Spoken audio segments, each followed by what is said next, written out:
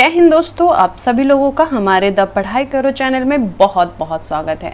Friend, Jharkhand CGL में जिन लोगों ने पेपर 2 में हिंदी ले रखा है उन्हें स्टोरी पढ़ना है। स्टोरी हमने अभी तक जो है 4 कंप्लीट कर रखा है, ठीक है। तो उसका आज हम देखेंगे, उनके जो लेखक हैं उनका जीवन परिचय देखेंगे, साथ ही साथ हम MCQ लगाएंगे। पूरे 4 चैप्टर का आज फिनिश हो जाएगा, ठीक है। चलिए हम स्टार्ट करते हैं। तो पहले हम प्रेमचंद को लेते हैं, ठीक है। प्रेमचंद के बारे में हम जानेंगे। प्रेमचंद हिंदी साहित्य के कथा सम्राट प्रेमचंद का जन्म वाराणसी से 8 किलोमीटर दूर एक गांव लमही में सन 1880 ईस्वी में हुआ था और इनका वास्तविक नाम क्या था? धनपत राय था। और इनके चाचा जो है इन्हें प्यार से नवाब राय कहकर पुकारा करते थे, ठीक है। और अपनी बी माता से मिले दुख के कारण बचपन से ही वे काफ़ी संवेदनशील थे, ठीक है। उनकी जो सौतेली माता हो गई, बहुत कम उम्र में ही इन्होंने लिखना शुरू कर दिया। शुरू में ये उर्दू में नवाब राय के नाम से लिखा करते थे। वह साजे वतन या सोजे वतन या साजे एक्चुअली नाम है इसका, साजे वतन नामक पत्र के लिए लिखा करते थे। अंग्रेज सरकार ने इसे जब्त कर इस पर रोक लगा दी और इसके बाद नवाब राय प्रेमचंद के छद्म नाम से लिखने लगे। प्रेमचंद के छद्म। प्रेमचंद जी शुरू से ही शिक्षक भी रहे, कुछ दिनों तक डिप्टी सब इंस्पेक्टर भी रहे और 1920 ईस्वी में महात्मा गांधी के आह्वान पर सरकारी नौकरी से इस्तीफा दे देते हैं। जब असहयोग आंदोलन का समय था, बहुत लोगों ने इस्तीफा दिया, उसके साथ ही प्रेमचंद जी ने भी इस्तीफा दे दिया और कुछ दिनों के लिए जो है बम्बई में फिल्मों में काम करने का भी इन्होंने असफल प्रयास किया, ठीक है। इन्होंने प्रयास किया लेकिन ये असफल रहे एक्टर बनने में। फिर इनका मर्यादा, माधुरी, हंस, जागरण, ये सब पत्रों का इन्होंने संपादन किया था। मर्यादा, माधुरी, हंस, जागरण। इनकी मृत्यु कब हुई? तो 1936 ईस्वी में हुई थी। इनकी कृतियां जो बहुत ज़्यादा फेमस है, कौन कौन है? गबन है, रंगभूमि, गोदान, सेवा सदन जैसे प्रसिद्ध उपन्यास इन्होंने लिखा है। इसके अलावा इन्होंने लगभग 300 कहानियां भी लिखी है।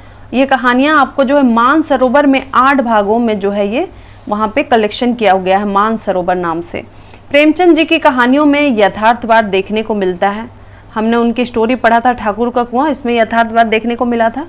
पंच परमेश्वर, ठीक है, पंच परमेश्वर में न्याय की महत्ता को दिखाया गया है। अलगू चौधरी और जुम्मन शेख की मित्रता में न्याय के कारण कुछ दिनों की दरार पड़ जाती है। आगे चलकर यही न्याय जुम्मन और अलगू को मिला भी देता है। ये पंच परमेश्वर की है। तो जो हमें नहीं पढ़ना है, हमें क्या पढ़ना है? ठाकुर का कुआं। तो अब हम इसका जो है क्या लगाएंगे? तो अब हम लगाएंगे उसका MCQ। और जिन लोगों ने मेरी स्टोरी को अच्छे से पढ़ा है और वो मुझे पूरा भरोसा है कि वो जो है इसका MCQ जो है पूरा 100% या कहें तो 99% का आंसर वो दे ही देंगे। और जिन लोगों ने नहीं पढ़ा है वो जाकर पढ़ लीजिए। पढ़ना नहीं है, बस आपको सुनना है। जिस तरीके से आप सुनते हैं ना, सॉन्ग सुनते हैं या फिर स्टोरी सुनते हैं, कुछ भी हो, तो बस वो सुनना है, उसमें पढ़ने की ज़रूरत नहीं है। तो आइए हम अब जो है हमारा MCQ लगाते हैं और आप खुद देखिए जिन लोगों ने अच्छे से पढ़ा है कि वो कितना MCQ इसमें से लगा पाते हैं। तो पहला है कि ठाकुर का कुआं कहानी किसके द्वारा रचित है? तो इसका आंसर आपका हो जाएगा प्रेमचंद के द्वारा, ठीक है। प्रेमचंद के द्वारा जो है ठाकुर का कुआं कहानी रचित है। अब देखेंगे सेकंड कि ठाकुर का कुआं कहानी किस सामाजिक समस्या पर आधारित है? तो ये जो है आपका जातिवाद पे आधारित है, ठीक है। ठाकुर का कुआं जो है आपका किस पे? तो जातिवाद पे आधारित है। उसके बाद तीसरा क्वेश्चन है कि प्रेमचंद का जन्म कब और कहाँ हुआ था? तो इसका आंसर हो जाएगा 31 जुलाई, ठीक है। 31 जुलाई 1880 में वाराणसी उत्तर प्रदेश में हुआ था प्रेमचंद जी का जन्म। नेक्स्ट है कि प्रेमचंद की मृत्यु कब हुई थी? तो हमने देखा कि 8 नवंबर 1935 को, ठीक है, 8 नवंबर 1935 को प्रेमचंद की मृत्यु हुई थी। नेक्स्ट है कि ठाकुर का कुआं प्रेमचंद के किस कथा संग्रह से लिया गया है? तो ये आपका जो है किससे लिया गया है? तो मानसरोवर भाग 1 से लिया गया है, याद रखिएगा। मानसरोवर भाग 1। ठाकुर का कुआं का प्रकाशन वर्ष कब है? तो ये ठाकुर का कुआं का प्रकाशन वर्ष आपका हो गया 1932, ठीक है। 1932 में ठाकुर का कुआं को प्रकाशित किया गया था। नेक्स्ट है कि ठाकुर का कुआं कहानी में प्रेमचंद ने किस समस्या को मुख्य रूप से दर्शाया है? तो उन्होंने जो है किसको किसको, दलित समस्या और जातिगत समस्या दोनों को दर्शाया, तो ऑप्शन नंबर डी हो जाएगा। नेक्स्ट है कि ठाकुर का कुआं कहानी में मुख्य पात्र कौन कौन है। तो ठाकुर के कुआं में अगर हम देखें कहानी का मुख्य पात्र, तो मुख्य पात्र आपका कौन हो गया, 8 का हो जाएगा बी, गंगी। ठीक है, गंगी जो है वो हेड है। चलिए, गंगी भी है, जोखू भी है, गांव का ठाकुर भी है, तो उस हिसाब से आपका ऑप्शन नंबर डी हो जाएगा। ठीक है, जोखू, गंगी और गांव का ठाकुर ये सभी हैं, लेकिन मुख्य पात्र पूछा है इसमें, तो मुख्य पात्र गंगी हो जाएगा। अब नेक्स्ट देखेंगे, ठाकुर का कुआं कहानी में जाति प्रथा से त्रस्त समाज का प्रतिनिधित्व करती है, तो ये आपका हो गया कोई नहीं। ठीक है, ठाकुर का कुआं कहानी में जाति प्रथा से त्रस्त समाज का प्रतिनिधित्व कौन, जोखू करती है, गंगी करती है, गांठ का ठाकुर करता है, तो इसमें से कोई नहीं। नेक्स्ट है कि कहानी में प्रेमचंद द्वारा क्या दर्शाया गया है, तो प्रेमचंद के द्वारा दलितों के जीवन की व्यथा, ठीक है, दलितों के जीवन की व्यथा को दर्शाया गया। नेक्स्ट है कि ठाकुर का कुआं कहानी में पात्र कौन बीमार है, तो बीमार कौन है, तो बीमार आपका जोखू है। ठीक है, जोखू की पत्नी का क्या नाम है, तो जोखू की पत्नी का नाम है गंगी, और गंगी ही इसमें मुख्य पात्र है। नेक्स्ट है कि ठाकुर का कुआं कहानी में कितने कुएं का वर्णन किया गया है, तो इसमें 2 कुओं का वर्णन किया गया है ठाकुर का कुआं में। ठीक है, नेक्स्ट उसमें देखेंगे कि एक जो है ठाकुर लोग का कुआं था और एक जो छोटी जाति का कुआं था जिसमें कोई पशु मर जाता है, जिससे उसमें बाढ़ आती है, पानी पूरा गंदा हो जाता है। ठीक है, कीड़ा मकोड़ा, तो ये आपका 2 कुओं के बारे में उसमें वर्णन किया गया। नेक्स्ट है कि ठाकुर का कुआं कहानी में 2 कुआं कहाँ थी। ठीक है, तो 2 कुआं आपका एक ठाकुर के घर के पास था और एक कुमार साहू के पास था। ठीक है, एक कुमार साहू के पास था, एक ठाकुर के घर के पास था।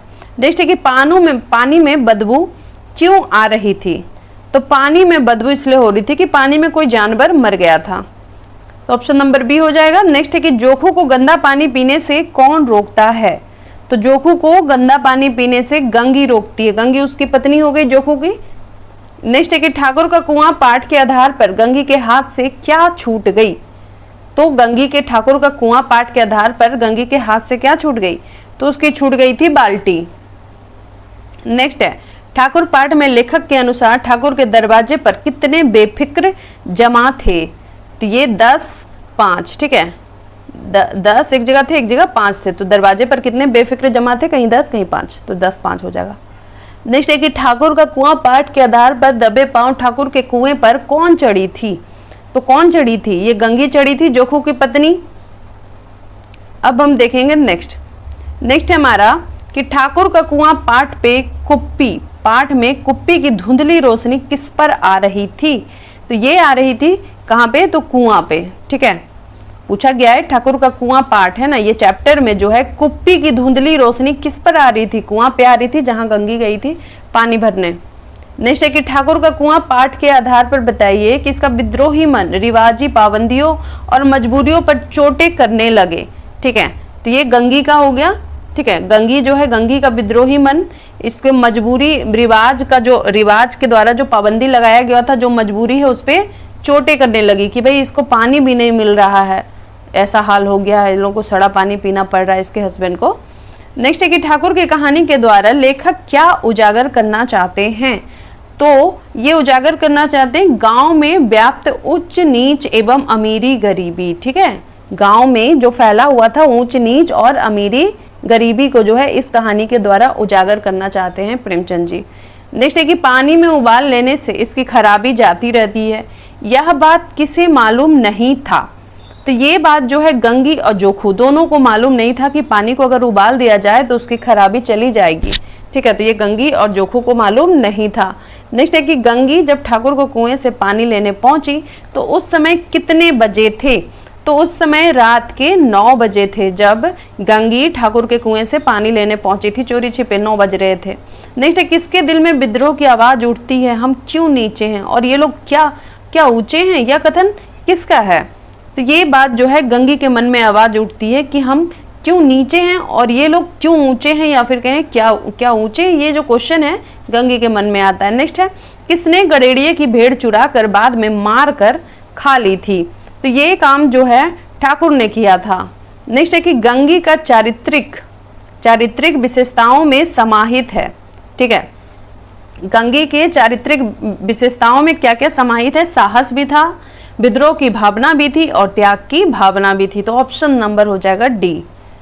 अब हम देखेंगे नेक्स्ट क्वेश्चन, ठाकुर का कुआं कहानी की मुख्य स्त्री पात्र कौन थी? तो मुख्य स्त्री पात्र कहें या पूरे चैप्टर की जो मेन कैरेक्टर हुई वो है गंगी। नेक्स्ट है कि ठाकुर का कुआं के संबंध में सत्य है। ठीक है, अब हम देखेंगे कि ठाकुर के कुआं के बारे में क्या क्या सत्य है। पहला है, किस कहानी के पात्र वर्ग का प्रतिनिधित्व करते? बिल्कुल ऊंच वर्ग नीच वर्ग, ये इसका जो है ऊंचा वर्ग नीचा वर्ग का प्रतिनिधित्व करते, तो ये तो सही हो गया। दूसरा क्या है, इस कहानी में ग्रामीण परिवेश को दर्शाया गया। हाँ, ग्रामीण परिवेश को दर्शाया गया है। तीसरा है कि यह कहानी दलित जीवन के आधार पर बना कर रखी गई है, तो ये भी बिल्कुल सही है। तो चौथा हो गया इनमें से सभी, यानी ऑप्शन नंबर डी हो जाएगा ठाकुर का कुआं। नेक्स्ट है, कौन अपने पति की हालत देखकर ठाकुर के कुआं से पानी लाने का साहस करती है? तो ये जो है आपकी गंगी। ठीक है, मेन कैरेक्टर गंगी, वो अपना पति का हालत देख करके ठाकुर के कुआं से पानी लाने का हिम्मत जुटाती है। नेक्स्ट है कि गंगी का चरित्र चित्रण बताइए। तो पहला है कि ठाकुर का कुआं के प्रमुख स्त्री पात्र, बिल्कुल सही है। दूसरा है कि गंगी निम्न जाति की गरीब स्त्री है, ये भी सही है। गंगी जोखू की पत्नी है और वह सासी है, ये भी सही है, यानी ऑप्शन नंबर हो जाएगा इसका डी। नेक्स्ट है कि छल कपट है, ये ऊंचे लोग अपने जाल फरेब में काम चलाते हैं, कौन है? ठीक है, छल कपट है और ये ऊंचे लोग अपने जाल फरेब में काम चलाते हैं, कौन है? ये जो है आपका किसके बारे में बोला जा रहा है? गांव के ठाकुर का। ठीक है, गांव के ठाकुर के बारे में ये बात गंगी बोलती है। तो ये आपका हो गया कितना? 32 आंसर हो गया ऑप्शन नंबर सी। इस तरीके से हमने देख लिया कि ठाकुर का कुआं जो है उसका कंप्लीट हो चुका है। तो चलिए अब हम जो है अगला वाला चैप्टर हम देखेंगे। अब हम नेक्स्ट देखेंगे जयशंकर प्रसाद के बारे में पढ़ेंगे। ठीक है, जयशंकर प्रसाद जी के बारे में हम पढ़ेंगे, जिनकी कहानी इसमें कौन सी है? मधुआ। तो चलिए पहले जयशंकर प्रसाद के बारे में जान लेते हैं। तो प्रसाद जी का जो जन्म है 1889 ईस्वी में हुआ था, काशी में। ठीक है, यूपी काशी में हुआ था। और कौन से परिवार में? तो सुघनी साहू परिवार में हुआ था। ठीक है, सुघनी साहू परिवार में हुआ था। इनकी उम्र 12 वर्ष की थी तो इनके पिता की मृत्यु हो जाती है, और जब ये 15 साल के होते हैं तो इनकी माता की भी मृत्यु हो जाती है। तो इस कारण इनकी पढ़ाई जो है पूरी नहीं हो पाती है। तो अपना घर में ही आगे चल के जो है वो हिंदी, उर्दू, संस्कृत तथा अंग्रेजी की पढ़ाई करते हैं। और चूंकि प्रसाद जी को जो है इतिहास बहुत पसंद था, इनका सबसे फेवरेट सब्जेक्ट रहा था, तो उसमें वो ज़्यादा ध्यान देते हैं। ठीक है, विशेष लगाव हो जाता है। नेक्स्ट है, उसमें क्या है कि 2 पत्नी, ठीक है, इनका जो है 3 शादी हुई थी, 2 पत्नी का जो है गुजर गई थी, और तीसरा ब्याह जो है उनको करना पड़ा था। कब? 1937 ईस्वी में हुआ था। ठीक है, और इसका जो है तीसरी पत्नी जो थी उनका डेथ भी हो गया था। कब? 1937 ईस्वी में। 1889 में होते हैं। अच्छा, तो इसमें जो है तीसरी पत्नी का भी देहांत हो गया। अब इनकी कृतियां क्या है? कमायनी महाराणा का महत्व। ठीक है, कमायनी महाराणा का महत्व, चित्रधार, प्रेम पथिक, झरना, आंसू तथा लहर सभी काव्य हैं। ठीक है, ये सब काव्य है, याद रखिएगा। कमायनी महाराणा का महत्व, चित्राधार, प्रेम पथिक, झरना, आंसू तथा लहर, ये सब काव्य है। अजात शत्रु नाटक हम देखते हैं कि इनमें इन्होंने जो है कौन कौन सा नाटक लिखा है। अजात शत्रु, चंद्रगुप्त, ध्रुव स्वामिनी जिसको हमने पढ़ रखा है, विशाख, जन्मेजय का नाग यज्ञ, कामना, एक घूंट तथा स्कंदगुप्त, ये सब नाटक इन्होंने लिखा। उपन्यास में कौन कौन सा लिखा है? तो तितली, कंकाल तथा इरावती। ठीक है, तितली, कंकाल तथा इरावती, और इरावती से ही आपका कहानी मधुआ है। इसके अलावा अगर हम बात करें कहानी संग्रह में, तो इसमें छाया, प्रतिध्वनि, आकाशदीप और इंद्रजाल, ठीक है, ये कहानी इन्होंने लिखी है। छाया, प्रतिध्वनि, आकाशदीप और इंद्रजाल। काव्य और कला जो है निगंध संग्रह भी इनका था, जिनका नाम था, क्या रखा था उन्होंने? काव्य और कला। प्रसाद जी जो है प्रेमचंद के समानांतर कुछ कहानी भी लिखते थे। तो मधुआ कहानी उन्होंने इसमें हमें पढ़ना है। तो मधुआ कहानी जो है एक बच्चे की कहानी है, और उसकी जिंदगी में कौन आ जाता है? शराबी आता है। तो शराबी का कैसे जीवन सुधर जाता है मधुआ की वजह से, बस यही स्टोरी है। बहुत ही प्यारी स्टोरी है, आप लोग एक बार उसको देख लीजिएगा। तो इसका पहला क्वेश्चन क्या है? इसका क्वेश्चन है कि मौज बहार की एक घड़ी एक लंबे दुखपूर्ण जीवन से अच्छी है, ये किसका कथन है? ठीक है, तो मौज बहार की एक घड़ी एक लंबे दुखपूर्ण जीवन से अच्छी है, तो ये कथन किसका है? तो ये कथन आपका जो हो गया ये शराबी का था। ठीक है, फिर क्या है कि ठाकुर सरदार सिंह ने शराबी को कितने रुपए दिए थे? तो 1 रुपया दिए थे ठाकुर ने इसको शराबी को। नेक्स्ट है कि ठाकुर के जमादार का नाम क्या था? तो लुल्लू। ठीक है, लल्लू जो है ठाकुर के जमादार का नाम था। नेक्स्ट है कि मधुआ जा सो रहो, ये किसका कथन है? तो ये लल्लू बोला था। बे अब भागता है कि नहीं, ये क्यों मार खाने पर तुला है, किसने कहा था? तो ये भी लुल्लू बोला था। किसको बोला था? मधुआ को बोला था। नेक्स्ट है कि कुंवर साहब का ओवरकोट लिए खेल में दिन भर कौन साथ रहा था? तो मधुआ रहा था। नेक्स्ट है कि शराबी के फटे कंबल के नीचे क्या मिला था? तो पराठे का टुकड़ा मिला था। नेक्स्ट है मुझे रोने से बड़ा बैर है, ये किसका कथन है? तो ये शराबी का कथन था। नेक्स्ट है कि शराबी ने मिठाई दुकान में कितने रुपए का सामान खरीदा था? जितना ठाकुर साहब ने दिया था 1 रुपया, तो 1 रुपया का इसने खरीदा। नेक्स्ट है कि मधुआ शराबी के यहाँ क्या ओढ़कर सोया था? तो उसका बड़ा सा पुराना कोट था, उसी को ओढ़ के मधुआ जो है सो गया था। नेक्स्ट है कि इस छोटे से पाजी ने मेरे जीवन के लिए कौन सा इंद्रजाल रचने का बीड़ा उठाया है? ये कौन सोचता है? तो ये शराबी सोचता है। नेक्स्ट है कि शराबी किस नदी के तट पर गया था? तो गोमती नदी पर। नेक्स्ट है कि राम जी कौन था? तो जो शराबी का था वो शराबी का साथी था राम जी। ठीक है, राम जी ने शराबी को क्या हटाने को कहा था? तो साम धरने की कल हटाने के लिए कहा था राम जी ने शराबी को। नेक्स्ट है कि राम जी कितने रुपए किराया देता था? तो राम जी कितने रुपए किराया देता था?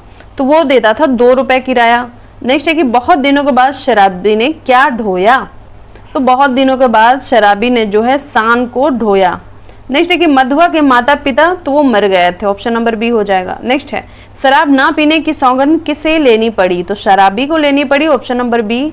नेक्स्ट है कि चल आज से तुझे सान देना सिखाऊंगा, ये बात किसने कही थी? तो ये बात जो है शराबी ने कही थी। नेक्स्ट है कि इनमें से कौन सी कृति उपन्यास है?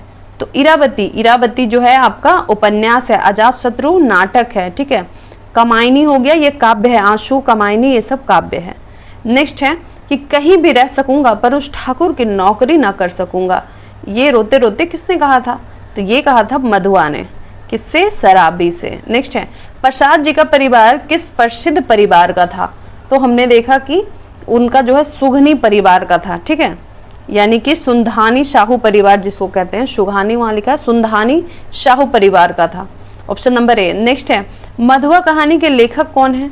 तो मधुआ कहानी के लेखक हैं जयशंकर प्रसाद, जिन्होंने ध्रुव सामनी नाटक में लिखा है। और इसमें हमको जो है पढ़ना है, हम तो पढ़ चुके हैं उसे, बस क्वेश्चन उसका आंसर लगाना है ना। अब हम देखेंगे किनके बारे में? तो जैनेन्द्र कुमार के बारे में जो है हम अब पढ़ेंगे आगे कि जैनेन्द्र कुमार का क्या रहा है। ठीक है, जिन्होंने क्या लिखा है? नीलम देश की राजकन्या। आइए तो हम इनके बारे में जानते हैं। हिंदी साहित्य के प्रसिद्ध मनोवैज्ञानिक, कथाकार, उपन्यासकार एवं निबंधकार लेखक रहे हैं जैनेन्द्र कुमार। और इनका जन्म हुआ था 2 जनवरी 1905 को उत्तर प्रदेश के अलीगढ़ के कौड़ियागंज नामक गांव में हुआ था। और इनकी प्रारंभिक शिक्षा कहाँ हुई थी? तो हस्तिनापुर के जैन गुरुकुल में। ठीक है, जन्म हुआ था यूपी के अलीगढ़ के कौड़ियागंज गांव में, लेकिन इनका जो पहला शिक्षा हुआ, जो प्राथमिक प्राइमरी जो एजुकेशन हुआ, ये कहाँ पे हुआ? तो हस्तिनापुर के जैन गुरुकुल।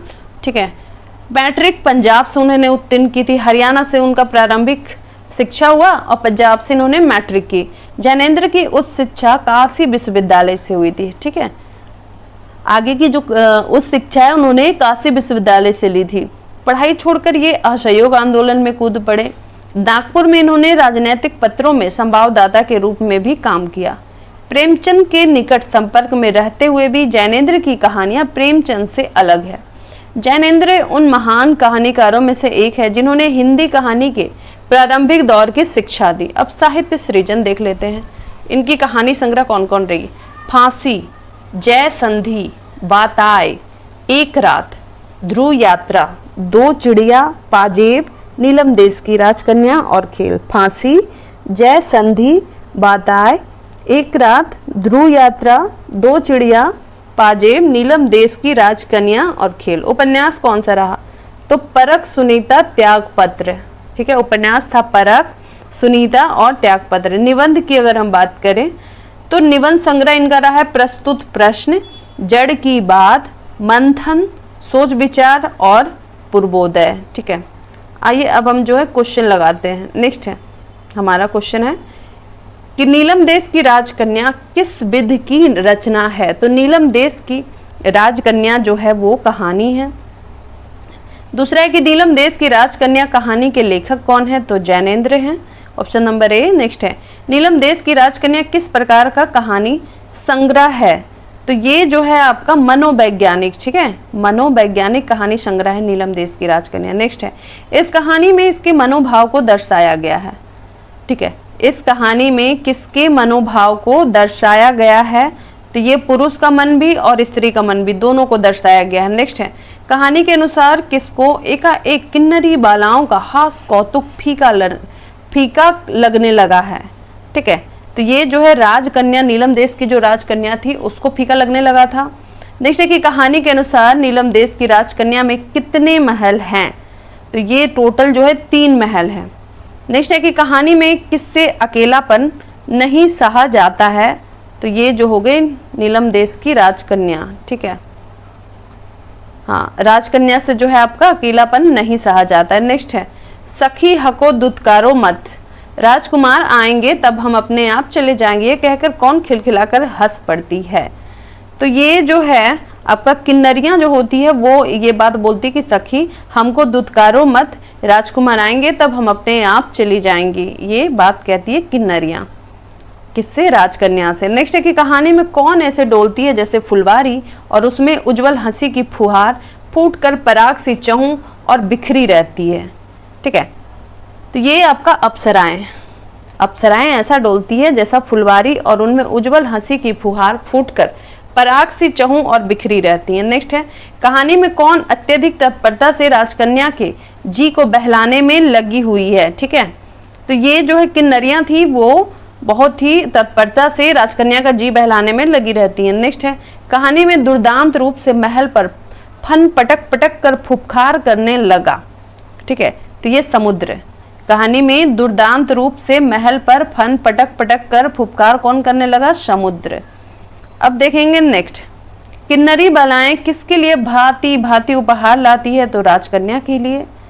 नेक्स्ट है कि कहानी में राजकन्या ने कितने राजकुमार को कैद में डाल दिया था?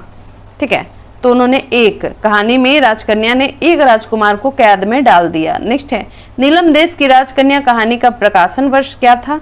तो ये था आपका 1933। ठीक है, याद रखिएगा, नीलम देश की राजकन्या कहानी का प्रकाशन वर्ष 1933। अब आइए हम देखेंगे निर्मल वर्मा। ठीक है, निर्मल वर्मा जो है उनकी ही आपकी कहानी है परिंदे, लतिका वाली स्टोरी। ठीक है, तो निर्मल वर्मा का जन्म सन 1929 ईस्वी में शिमला में हुआ था। पर्वतीय क्षेत्र होने के कारण जो है इनके बचपन का अधिकांश समय वहीं बीता। कहाँ? शिमला में बीता। उसके बाद फिर इन्होंने जो है अपना स्नातकोत्तर यानी कि एमए की शिक्षा कहाँ से की? तो सेंट स्टीफेंस कॉलेज दिल्ली से प्राप्त की थी, Delhi University Saint Stephen's college.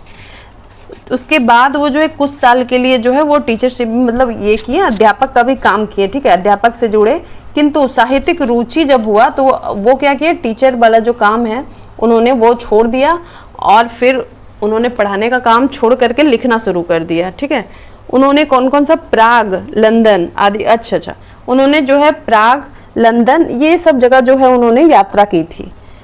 अपना कृति है कब्बे और काला पानी पर साहित्य अकादमी पुरस्कार इनको प्राप्त हुआ था। ठीक है, कब्बे और काला पानी पर जो है इनको साहित्यिक अकादमी पुरस्कार प्राप्त हुआ था।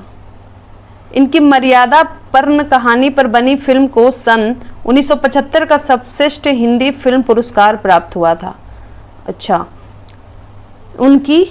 उनकी माया दर्पण कहानी पर, ठीक है, उनकी कोई कहानी है माया दर्पण, उस पर कोई फिल्म बनी थी जो 1975 को सर्वश्रेष्ठ हिंदी फिल्म पुरस्कार प्राप्त हुआ। और उनका निधन कब हुआ? तो 1975 में हुआ। ठीक है, सर्वश्रेष्ठ हिंदी फिल्म पुरस्कार उनको उसी साल मिला और उसी साल उनकी मृत्यु हो गई। तो इनकी जो स्टोरी है हमें कौन सी पढ़नी है? तो हमें पढ़नी है परिंदे। आइए परिंदे के बारे में क्वेश्चन लगाते हैं। परिंदे किस विध की रचना है? तो परिंदे एक कहानी है।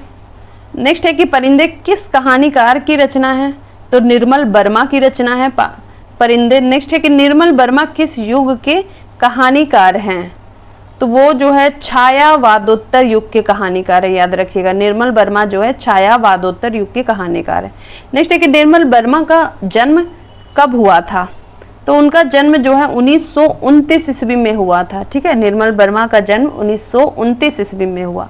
नेक्स्ट है कि निर्मल वर्मा का जन्म कहाँ हुआ था? तो उनका जन्म शिमला में हुआ था।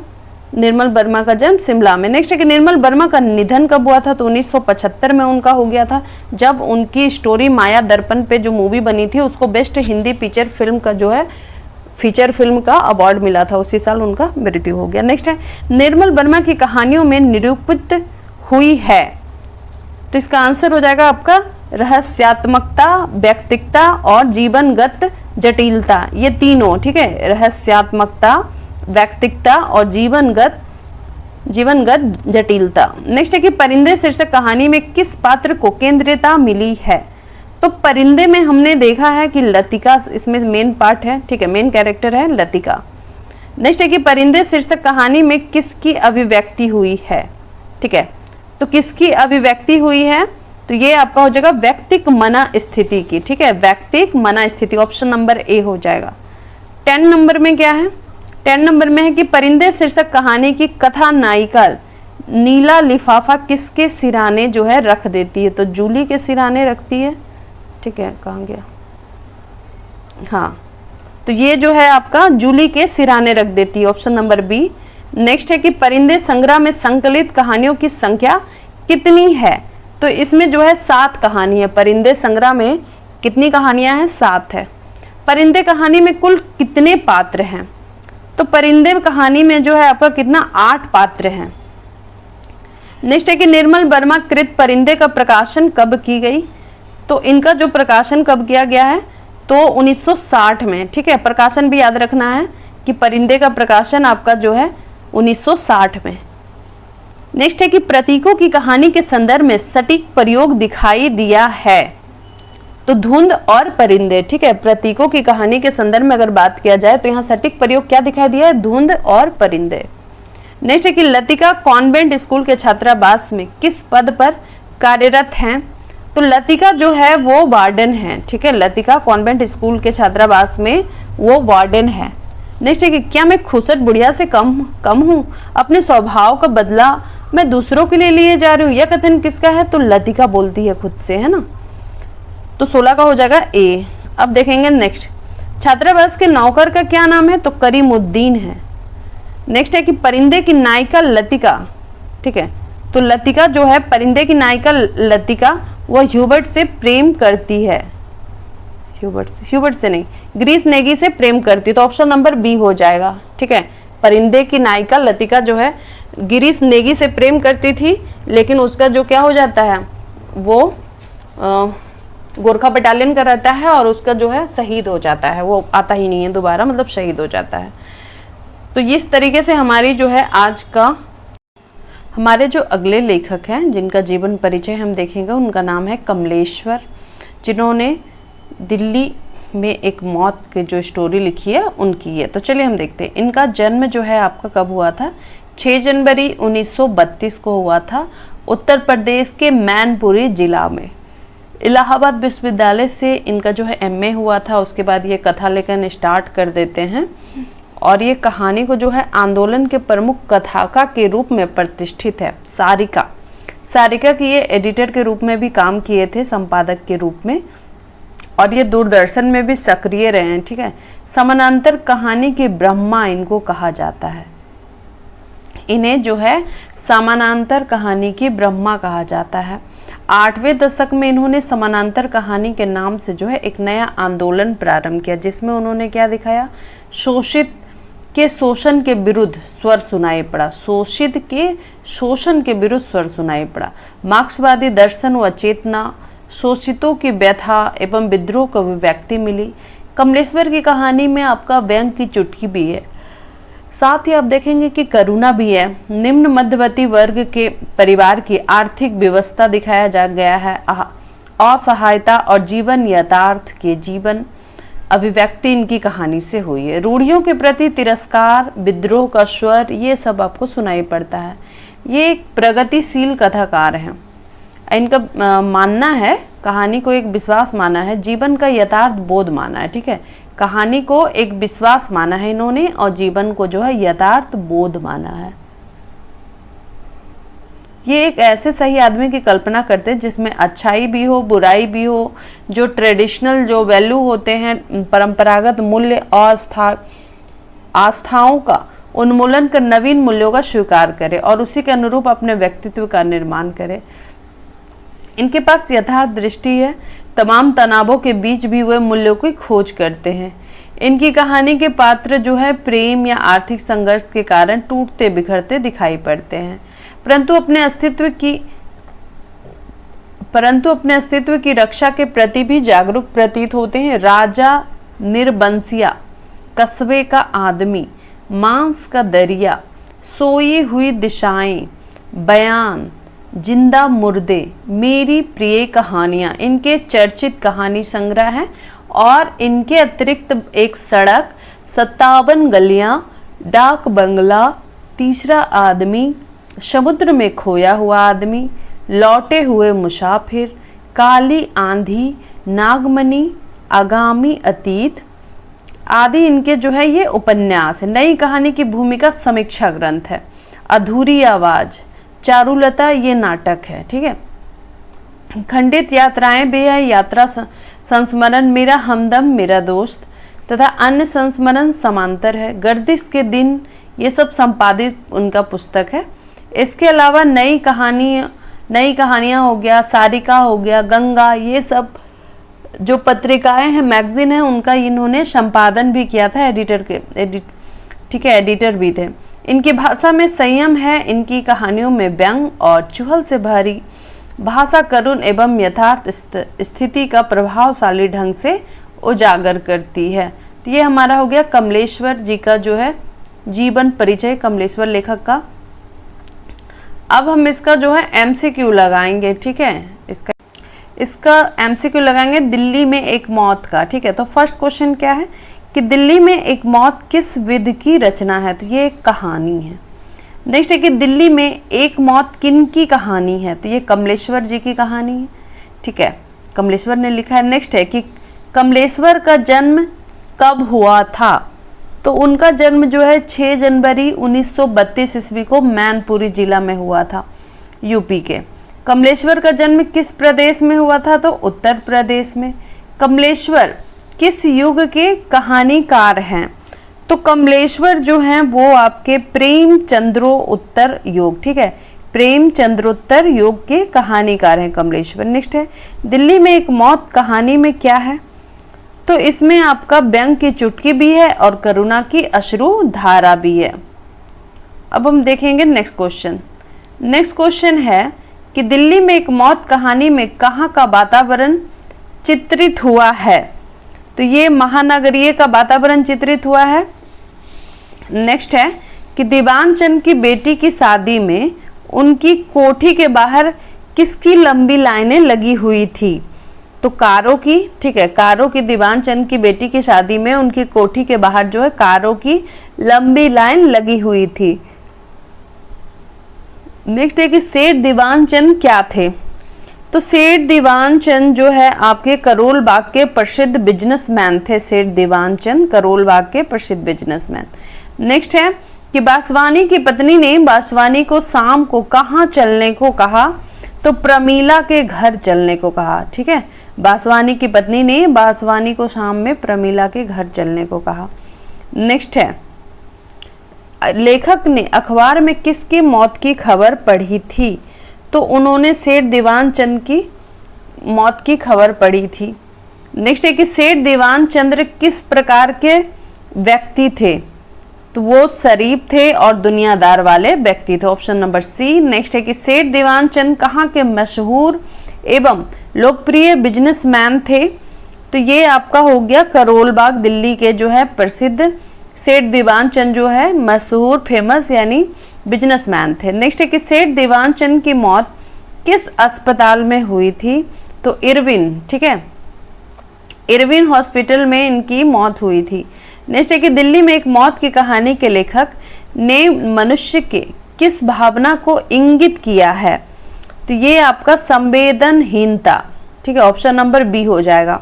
दिल्ली में एक मौत कहानी के लेखक ने मनुष्य के संवेदनहीनता भावना को इंगित किया। नेक्स्ट है कि दिल्ली में एक मौत की कहानी के अनुसार शव यात्रा निकालने के कितने बजे निर्धारित किया गया था? तो शव यात्रा के लिए 9 बजे निर्धारित किया गया था। नेक्स्ट है कि दिल्ली में एक मौत की कहानी से सूचियों पर लटके ईसा से लेखक का क्या मतलब है? तो ये मतलब है कि बस में खड़े यात्री, ठीक है, सूचियों पर लटके ईसा से लेखक का मतलब है बस में खड़े यात्री। नेक्स्ट है धुंध में लिपटी रूहों के बीच कौन शैतान लग रहा है? तो वर्दी वाला कंडक्टर जो है शैतान लग रहा है। नेक्स्ट है कि कहानी के अनुसार शव यात्रा किस रोड से होकर गुजरने वाली थी? तो उस रोड का नाम क्या था? आर्य समाज रोड, ठीक है, आर्य समाज रोड से आपका गुजरने वाली थी। नेक्स्ट है शव का दाह संस्कार कहाँ किया जाएगा? तो ये पंचकुइयां शमशान भूमि पे जो है शव का दाह संस्कार किया जाएगा, पंचकुइयां शमशान भूमि। नेक्स्ट है लेखक के बगल वाले कमरे में कौन अपने जूते पॉलिश कर रहा था? तो अतुल मवानी, ठीक है, अतुल मवानी जो क्या कर रहा था? लेखक के बगल वाले कमरे में अपना जूता पॉलिश कर रहा था। नेक्स्ट है अतुल मवानी लेखक से क्या मांगने आता है? तो वो आयरन मांगने आता है।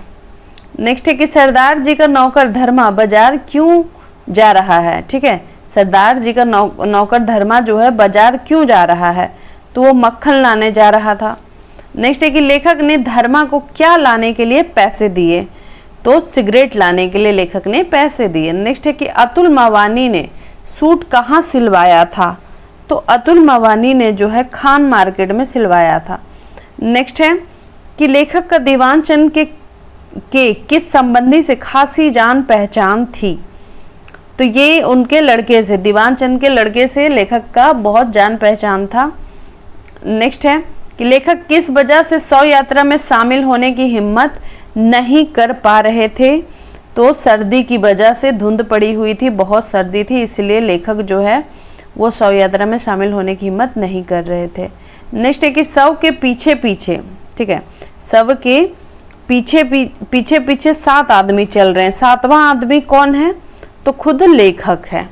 तो इस तरीके से हमने जो है 4 स्टोरी का जो MCQ है वो हमने कंप्लीट कर लिया और 4 स्टोरी मैंने पहले ही बता दिया है, आप लोग उसको जाके देख लीजिएगा।